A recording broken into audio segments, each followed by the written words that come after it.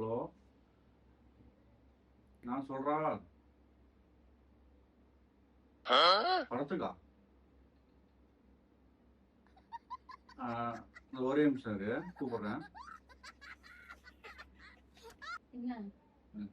பசங்க படத்துக்கு கூப்பிடுறாங்க. பசங்க கூட எல்லாம் படத்துக்கு போக வேண்டாம். இப்ப படத்துக்கு போறோம், நீயும் நானும். கிளம்பு. ஹலோ மச்சி, நான் ஒரு 10 நிமிஷத்துல அங்க இருப்பேன். நீ டிக்கெட் போட்டு வை. Hours later.